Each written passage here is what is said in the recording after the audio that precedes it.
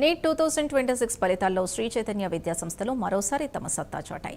దేశవ్యాప్తంగా అత్యుత్తమ ర్యాంకులు సాధించి తమ ఆధిపత్యాన్ని కొనసాగించాయి. శేర్లింగంపల్లి, మాదాపూర్లో నిర్వహించిన కార్యక్రమంలో శ్రీ చైతన్య డైరెక్టర్లు సుష్మా బొప్పన, సీమ బొప్పన విద్యార్థులకు అభినందనలు తెలిపారు.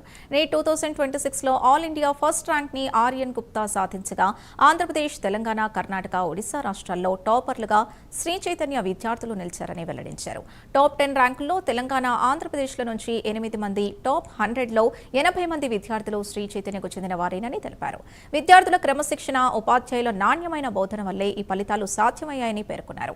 రీనీట్ వంటి సవాళ్లు ఎదురైనా లక్ష్యంపై దృష్టి పెట్టి ముందుకు సాగాలని విద్యార్థులకు సూచించారు. Would like to congratulate all the students. This year has been especially difficult. Still you came out in the flying colors. We are very proud of you. Congratulations parents, congratulations team.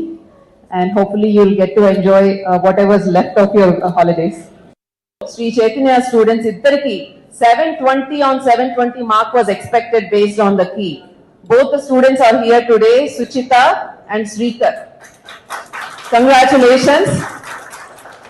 Our exam lo 720 వచ్చి దీంట్లో 720 రాకపోయినా it's still a win for both of you. You've done exceptionally well and so did all the other students. Congratulations.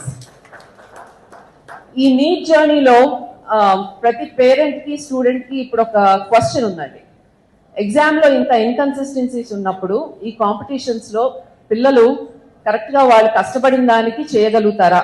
Medical profession తీసుకోవటం మంచిదా కాదా? అసలే that's a long journey. Medical doctor అవటం అంటే it's not easy. It's a continue 10-year education after intermediate.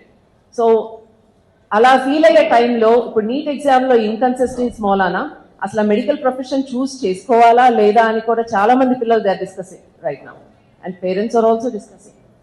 But I want to add a thought to this.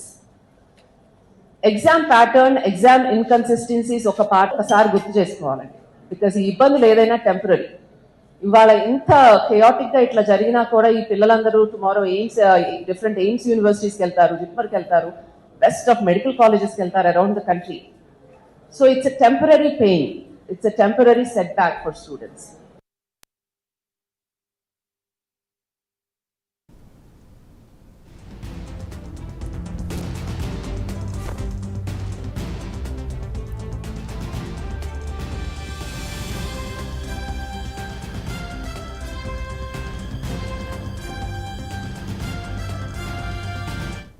ప్రేరణ, నాకు నీట్లో all India rank 36 వచ్చింది. నేను అనంతపూర్లో పుట్టినాను. మా ఫాదర్ పేరు నామాల ప్రవీణ్ దీన్ కుమార్, మా మదర్ పేరు బషరెడ్డి ప్రవీణ. నేను విజయవాడలో హాస్టల్కి వెళ్ళి చదవాల్సి వచ్చింది. అండ్ ఏం చేశాను అంటే బేసిక్గా ఎక్కువ గంటలు చదవడం వల్ల ఎక్కువ నిద్ర తక్కువ అయ్యి స్టడీస్ మీద ఫోకస్ చేయలేకపోయినా చాలామందిని చూశాను. కానీ నేను స్ట్రిక్ట్గా స్టడీ అవర్సే ఫాలో అవ్వడమే బెటర్ అనిపించింది. ఎందుకంటే చదవడం కోసం స్లీప్ కూడా ఇంపార్టెంటే. అండ్ నేను ఊరికే ఏదో 5-10 బుక్కులు అలా కొనడం వల్ల సగం చదవడం అవుతుంది. ఒక బుక్కే స్ట్రెయిట్గా ఫాలో అవ్వడం జరిగింది. అందుకే ఫోకస్డ్గా అన్ని మైండ్లో ప్రతి ఒక్క కాన్సెప్ట్ కవర్ అయ్యి వచ్చింది. నేను మా పేరెంట్స్ సపోర్ట్ లేకపోయినా కూడా నేను చేయలేకపోతా అండ్ మా టీచర్స్ చెప్పే విధానం ఫాలో అవడం వల్ల కూడా నాకు ఇది